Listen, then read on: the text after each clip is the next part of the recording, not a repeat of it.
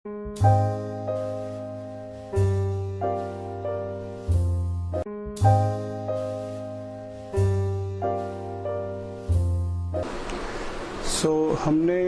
Magnetic field के बारे में पढ़ा। मैग्नेटिक फील्ड में हमने देखा कि मैग्नेटिक फील्ड एक वेक्टर क्वांटिटी है, उसकी मैग्नीट्यूड भी होगा और डायरेक्शन भी होगी। अब जो हम नेक्स्ट चीज डिस्कस करेंगे वो ये कि मैग्नेटिक फील्ड का असर क्या होगा अगर सपोज किसी स्पेस में हर पॉइंट पे मैग्नेटिक फील्ड है। उसका असर क्या होगा एक चार्ज के ऊपर, एक वायर कैरिंग करंट के ऊपर और एक करंट कैरिंग लूप के ऊपर। मतलब मान लीजिए इस पॉइंट के, इस स्पेस के हर पॉइंट पे मैग्नेटिक फील्ड है। इस मैग्नेटिक फील्ड का असर क्या होगा अगर यहाँ पे चार्ज क्यू रखा हुआ है, या अगर यहाँ पे एक वायर रखा हुआ है जिसमें करंट पास कर रही है, या अगर यहाँ पे एक लूप रखा हुआ है जिसमें करंट पास कर रही है, करंट लूप। इन चीज़ों पे इस मैग्नेटिक फील्ड का क्या असर होगा, this is what we are going to discuss. हम ये मानेंगे for the time being in most of the cases कि मैग्नेटिक फील्ड यूनिफॉर्म है और यूनिफॉर्म मैग्नेटिक फील्ड में ये चीज़ें रखी हुई हैं। सबसे पहले what is the effect of magnetic field on A charge Q. एक चार्ज क्यू के ऊपर क्या असर पड़ेगा। इलेक्ट्रिक फील्ड के बारे में आपको पता है। इलेक्ट्रिक फील्ड में क्या होता है, इलेक्ट्रिक फील्ड में अगर एक चार्ज क्यू रखा हुआ है तो चार्ज क्यू के ऊपर एक फोर्स लगता है क्यूई, और अगर फोर्स लग रहा है तो एज पर न्यूटन्स लॉ उसका एक्सेलरेशन होगा QE/m। और ये फोर्स जो चार्ज क्यू के ऊपर लग रहा है इस पे डिपेंड नहीं होता कि चार्ज क्यू मूव कर रहा है या रेस्ट पर है। इन बोथ द केसेस उसके ऊपर सेम फोर्स लगेगा QE। तो इलेक्ट्रिक फील्ड में आपको पता है इलेक्ट्रिक फील्ड में फोर्स लग रहा है तो उसका एक्सेलरेशन होगा, एक्सेलरेशन होगा तो उसकी वेलोसिटी चेंज होगी। Velocity can change both in magnitude and as well as in direction. Magnetic field में चार्ज क्यू के ऊपर क्या असर होता है अगर स्पेस में हर पॉइंट पे मैग्नेटिक फील्ड है और इस मैग्नेटिक फील्ड में एक चार्ज क्यू रखा हुआ है और चार्ज क्यू रेस्ट पर रखा हुआ है। Charge Q is at rest. Effect of B क्या है, आंसर इज अगर चार्ज क्यू रेस्ट पर है तो मैग्नेटिक फील्ड का कोई भी असर नहीं होगा। मतलब क्यू अगर रेस्ट पर है तो क्यू रेस्ट पर ही रहेगा, Q will remain at rest. That means let us से एक मैग्नेट रखा है, बार मैग्नेट ऐसे, इस बार मैग्नेट में नॉर्थ पोल साउथ पोल, उसके सामने एक चार्ज क्यू रखा हुआ है। इस चार्ज क्यू के ऊपर क्या होगा, कुछ नहीं होगा, इस मैग्नेटिक फील्ड का कोई भी असर नहीं होगा। तो ऑब्वियसली मैग्नेटिक फील्ड का नेचर और इलेक्ट्रिक फील्ड के नेचर में फर्क है। अच्छा, if charge Q is moving, अब क्या होगा।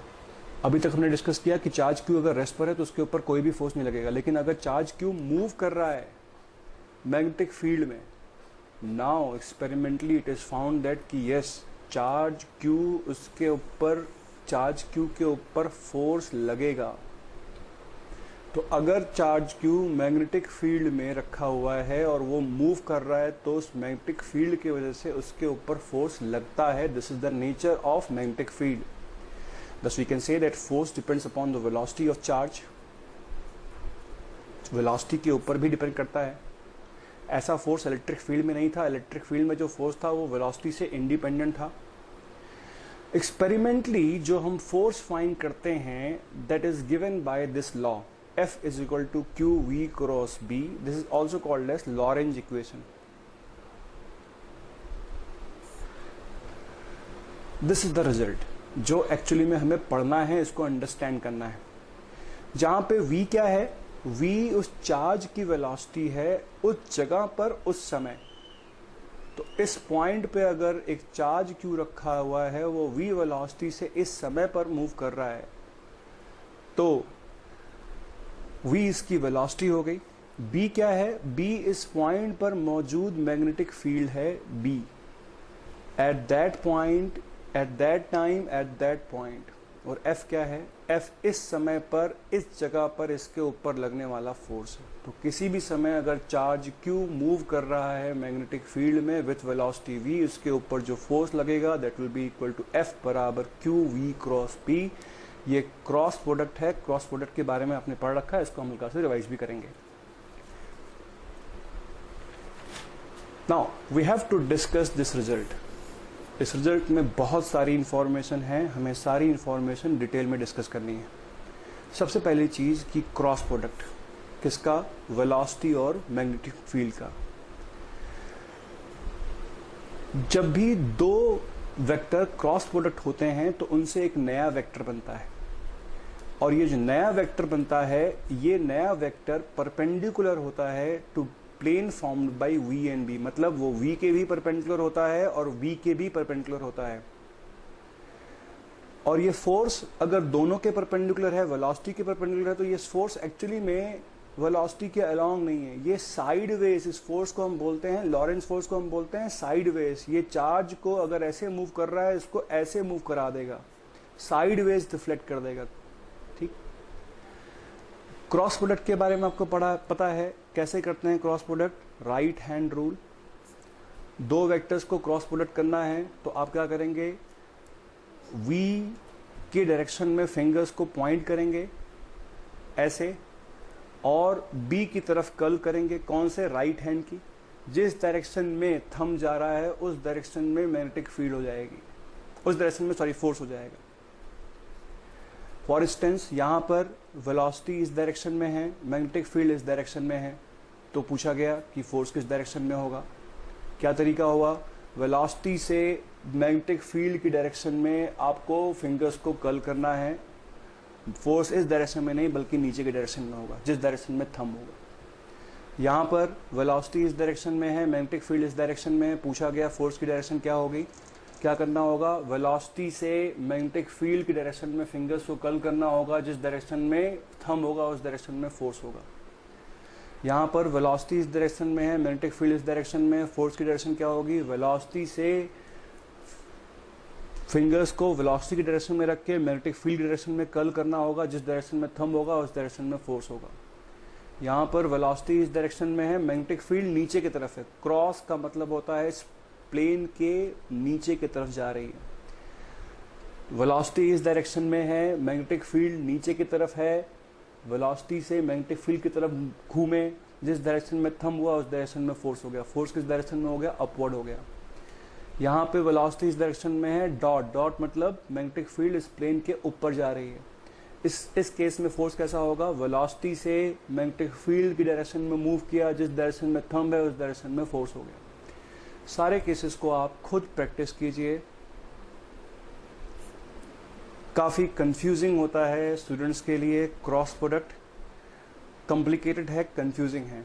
आपको हर बार अगर फोर्स की डायरेक्शन फाइंड करनी है, एक बार राइट हैंड रूल जरूर लगाना पड़ेगा सारी प्रॉब्लम्स में। ठीक है। So this is the first discussion कि फोर्स परपेंडिकुलर है किसके, वेलोसिटी के भी और मैग्नेटिक फील्ड के भी। सेकंड, अगर वेलोसिटी जीरो है तो as per this law force will become equal to zero. ये वही केस है जो हमने पहले बताया था कि अगर चार्ज रेस्ट पर है तो उसके ऊपर फोर्स भी नहीं लगेगा, कोई नई बात नहीं है। इस लॉ में वो चीज इंक्लूड हो रही है। Next, if velocity is parallel और एंटी पैरेलल टू बी, अगर वेलोसिटी उसी डायरेक्शन में है जिस डायरेक्शन में बी, या वेलोसिटी जस्ट अपोजिट है जिस डायरेक्शन में बी है, अब क्या होगा। हमें मालूम है कि अगर दो वेक्टर्स आपस में पैरेलल या एंटी पैरेलल हैं तो उनका प्रोडक्ट जीरो होता है, ऑलवेज ट्रू। दो वेक्टर्स अगर पैरेलल या एंटी पैरेलल हैं तो उनका क्रॉस प्रोडक्ट जीरो होता है, और दो वेक्टर्स अगर आपस में परपेंडिकुलर हैं तो उनका डॉट प्रोडक्ट जीरो होता है। तो फोर्स कितना हो गया, zero. Zero force, no force मतलब नो एक्सेलरेशन, नो एक्सेलरेशन मतलब नो चेंज इन वेलोसिटी। ना मैग्नीट्यूड में वेलोसिटी चेंज होगी, ना डायरेक्शन में चेंज वेलोसिटी होगी। तो अगर वो पार्टिकल स्ट्रेट लाइन में मूव कर रहा है तो वो स्ट्रेट लाइन में ही मूव करता रहेगा, उसमें कोई भी साइडवेज डिफ्लेक्शन नहीं हुआ क्योंकि कोई भी फोर्स नहीं लग रहा है। दो चीजें, पहली चीज कि अगर चार्ज रुका हुआ है तब भी कोई फोर्स नहीं लगेगा, और अगर चार्ज मूव कर रहा है मैग्नेटिक फील्ड की डायरेक्शन में या उसके जस्ट अपोजिट तब भी उसके ऊपर कोई फोर्स नहीं लगेगा। फॉर एग्जाम्पल, अगर ये कैरम बोर्ड है और चार्ज क्यू का आपको एक कॉइन दे दिया गया कैरम बोर्ड का, आपको चार्ज क्यू को अलग अलग डायरेक्शन में स्ट्राइक करना है। अगर आपने इस डायरेक्शन में स्ट्राइक किया तो will a force act, yes. अगर आपने इस डायरेक्शन में स्ट्राइक किया तो will a force act, yes. अगर आपने इस डायरेक्शन में स्ट्राइक किया तो will a force act, yes. इस डायरेक्शन में यस। लेकिन अगर आपने बाई चांस इस डायरेक्शन में चार्ज क्यू को स्ट्राइक किया तो इस डायरेक्शन में चार्ज क्यू के ऊपर कोई भी फोर्स नहीं लगेगा। वो अगर ऐसे मूव कर रहा था तो वो सीधा मूव करता चला जाएगा। तो सिर्फ एक ही डायरेक्शन में चार्ज क्यू और उसके जस्ट अपोजिट डायरेक्शन में भी चार्ज क्यू स्ट्रेट लाइन में मूव करता रहेगा। जहां पे बी क्या है, वो डायरेक्शन कौन सी है, वो डायरेक्शन वही होगी जो कि मैग्नेटिक फील्ड की डायरेक्शन है। अगर मान लीजिए मैग्नेटिक फील्ड इस डायरेक्शन में हो तो, ठीक है। Fourth, if V and B make an angle theta, अगर इनके बीच में एंगल थीटा है तो फोर्स क्या होगा, Q V B sine theta. ये क्रॉस प्रोडक्ट का फॉर्मूला है। फोर्स की मैग्नीट्यूड ये होगा, मॉडुलस का सिंबल बना रखा है। और फोर्स की डायरेक्शन क्या होगी, फोर्स वेक्टर है तो मैग्नीट्यूड भी होगा, डायरेक्शन भी होगी। ये हो गया उसका मैग्नीट्यूड। डायरेक्शन क्या होगी, perpendicular to the plane formed by V and B. फिर हम वही काम करेंगे, ये वेलोसिटी ये बी, इनके बीच में एंगल थीटा। बताइए फोर्स की डायरेक्शन क्या होगी, वी से लेके बी की तरफ जिस डायरेक्शन में थंब है उस डायरेक्शन में मैग्नेटिक फील्ड होगी, उस डायरेक्शन में फोर्स होगा। और फोर्स का मैग्नीट्यूड कितना होगा, Q V B sine theta. V इस डायरेक्शन में, बी इस डायरेक्शन में, किस डायरेक्शन में फोर्स लगेगा, force velocity cross B, V से बी की तरफ जाएंगे इस प्लेन के अंदर, इस डायरेक्शन में फोर्स लगेगा। कितना फोर्स लगेगा, V B sine theta. Velocity इस डायरेक्शन में, मैग्नेटिक फील्ड इस डायरेक्शन में। वेलोसिटी से मैग्नेटिक फील्ड की तरफ जाएंगे, जिस डायरेक्शन में थंब होगा उस डायरेक्शन में फोर्स लगेगा। कितना force, Q V B sine theta, जहां पे थीटा इन वेलोसिटी और बी के बीच में एंगल है। अगर वेलोसिटी और बी, फिफ्थ केस, अगर वेलोसिटी और बी आपस में एक दूसरे के परपेंडिकुलर हो तब क्या होगा, परपेंडिकुलर मतलब उनके बीच में एंगल थीटा बराबर 90 डिग्री के है। Force will become equal to Q V B and this force will be the maximum sideways force. और तीनों ही वेक्टर्स आपस में उस केस में एक दूसरे के परपेंडिकुलर होंगे। वेलोसिटी बी के परपेंडिकुलर दे रखी है, वी और बी। फोर्स इन दोनों के परपेंडिकुलर हो जाएगा, नीचे की तरफ, थंब नीचे की तरफ होगा। ये फोर्स का मैग्नीट्यूड मैक्सिमम होगा। किसी भी और एंगल, अगर इनके बीच में एंगल थीटा 90 नहीं होता, कोई भी और एंगल होता, तो इनके जो फोर्स का मैग्नीट्यूड होता वो लेसर होता है एज कंपेयर टू जो कि इस केस में है। तो फॉर इंस्टेंस, अगर वेलोसिटी इधर है पार्टिकल की और मैग्नेटिक फील्ड इस बोर्ड के प्लेन के नीचे जा रही है, नीचे का मतलब क्रॉस बना रखा है, तो V क्रॉस B नीचे की तरफ, फोर्स की तरफ हो गया अपवर्ड। अगर वेलोसिटी इस डायरेक्शन में है और मैग्नेटिक फील्ड ऊपर आ रही है, V क्रॉस B फोर्स किधर हो गया, अपवर्ड। इन सारे केसेस जो हमने डिस्कस किए, अगर चार्ज Q नेगेटिव होता तो यही फॉर्मूला हो जाता F बराबर minus Q V cross B. मतलब जो भी फोर्स की डायरेक्शन आई है पॉजिटिव चार्ज के लिए, नेगेटिव चार्ज के लिए जस्ट उसका अपोजिट होगी। Okay, now let us do an experiment. आपके लिए थॉट एक्सपेरिमेंट है एक। आपको एक रूम में रख दिया गया जिसमें ग्रेविटी नहीं है, जिसमें आपको बताया गया है कांस्टेंट मैग्नेटिक फील्ड बी है। You are told that the magnetic field inside is B. You are locked in a gravity-free room which has a constant magnetic field B. वहां पे आपको एक चार्ज Q दे दिया गया, एक कॉइन के रूप में। आप उस चार्ज Q की वेलोसिटी मेजर कर सकते हैं, आपके पास कोई डिवाइस है, कोई मेजरिंग डिवाइस है, और उस चार्ज Q के ऊपर लगने वाला फोर्स मेजर कर सकते हैं किसी भी समय पे। आपको बताना है कि बताइए कि what will be the direction and magnitude of magnetic field in that room. उस रूम में मैग्नेटिक फील्ड की डायरेक्शन क्या है और उसका मैग्नीट्यूड क्या है। बस आपके पास इतनी चीजें हैं। Think for it for at least 5 minutes, pause the video now, और जहां तक अभी तक हमने डिस्कस किया है उसके बेसिस पे assume that you are inside a room और आपको चार्ज क्यू है, इसके बारे में थोड़ा सा सोचिए। आई सपोज दैट आपने वीडियो को पॉज कर दिया और हम फिर यहाँ से स्टार्ट करते हैं। फिर इट्स वेरी इजी। आप रूम में गए, आपने चार्ज क्यू को रखा हुआ, चार्ज क्यू रखा हुआ, इसके ऊपर कोई भी फोर्स नहीं लग रहा। आपने चार्ज क्यू को अलग अलग डायरेक्शन में मूव करना स्टार्ट किया। सबसे पहले उनमें से एक डायरेक्शन ऐसी होगी जिस डायरेक्शन में चार्ज क्यू के ऊपर फोर्स लग रहा होगा जीरो, मतलब जब उस डायरेक्शन में मूव किया तो उसके ऊपर कोई भी फोर्स नहीं लग रहा, वो स्ट्रेट लाइन में मूव करेगा। तो वो डायरेक्शन क्या होगी? That is the direction of magnetic field. जिस डायरेक्शन में उसके ऊपर फोर्स लग रहा है zero, that is the direction of magnetic field, we know that. अब उस डायरेक्शन से, लेट अस से ये डायरेक्शन है, उस डायरेक्शन के आपने परपेंडिकुलर मूव किया उस चार्ज को। इस बार जब आप उसके 90 डिग्री परपेंडिकुलर मूव कर रहे हैं, आपने उसके ऊपर लगने वाला फोर्स फाइंड कर लिया, एफ कितना लगेगा। आपको मालूम है इस बार तो उसके ऊपर फोर्स लगेगा। जब वेलोसिटी पहले इस डायरेक्शन में मैग्नेटिक फील्ड थी, इसके परपेंडिकुलर जब आप चार्ज को मूव कर रहे हैं तो इस बार उस चार्ज के ऊपर फोर्स लगेगा। इस फोर्स को आपने मेजर कर लिया। ये फोर्स किसके बराबर होगा? क्यू वी बी के बराबर होगा, जहां पे वी इस पार्टिकल की इस डायरेक्शन में वेलोसिटी थी। तो मैग्नेटिक फील्ड का मैग्नीट्यूड कितना हो जाएगा? F divide by Q V. जो हमने अभी पढ़ा है, this can be actually use to define magnetic field. Direction क्या? वो डायरेक्शन जिस डायरेक्शन में चार्ज के ऊपर कोई भी फोर्स ना लगे। मैग्नीट्यूड क्या? उस डायरेक्शन के परपेंडिकुलर जिस डायरेक्शन में चार्ज के ऊपर लगने वाला फोर्स मैक्सिमम हो, and this magnetic field will be equal to in magnitude F divide by Q V. तो हमें मैग्नीट्यूड भी मालूम है और डायरेक्शन भी मालूम हो गई। व्हाट अबाउट अगर आपको उस रूम में दिया गया होता कि उस रूम में इलेक्ट्रिक फील्ड है, मैग्नेटिक फील्ड नहीं है, और आपको बताया होता जाइए इस रूम में और बताइए मैग्नेटिक फील्ड कितनी है, सॉरी इलेक्ट्रिक फील्ड कितनी है।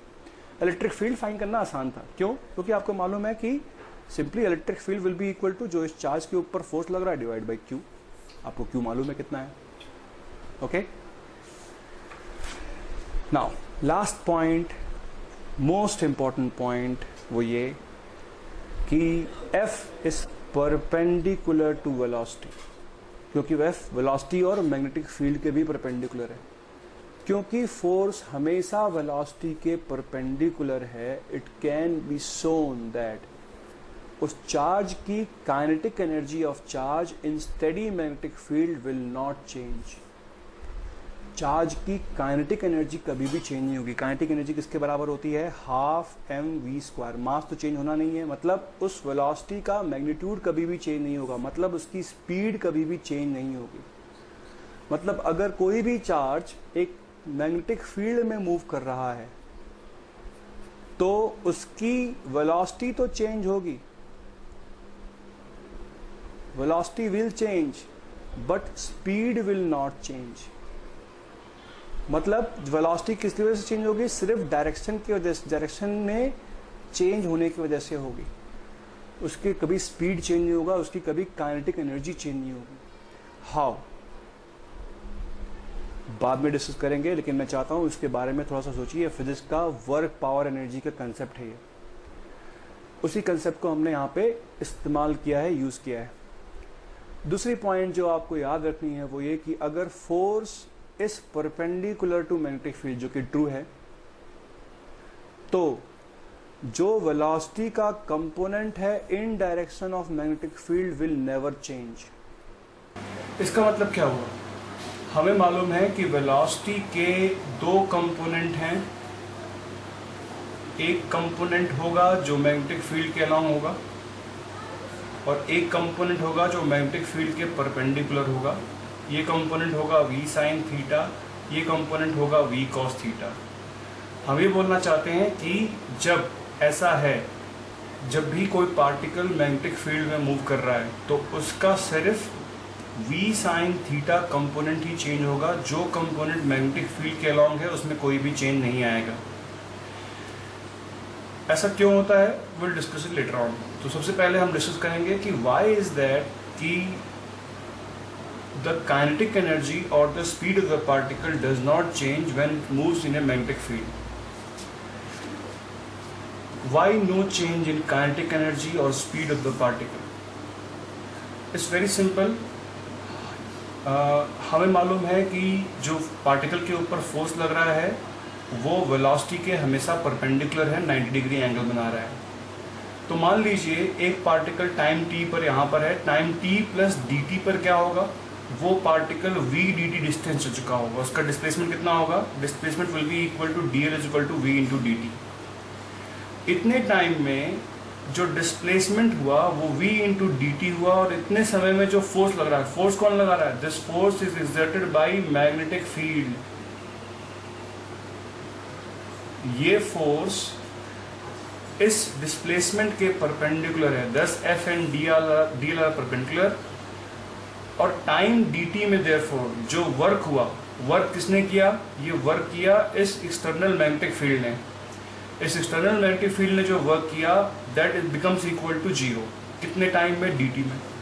अब अगर ये सारे ऐसे वर्क को जीरो ऐड कर देंगे हम in all the small time interval dt, तो क्या होगा, तो सारा टोटल वर्क भी कितना हो जाएगा, जीरो। मतलब जो फोर्स लग रहा है मैग्नेटिक फील्ड द्वारा, the work done by it is always equal to zero. Now आपको पढ़ा हुआ है work energy theorem. Work energy theorem में क्या, अगर change in kinetic energy is equal to work done, अगर वर्क डन ही जीरो है तो change in kinetic energy zero, that means kinetic energy do not change, that means what, कि उसकी speed change नहीं होगी।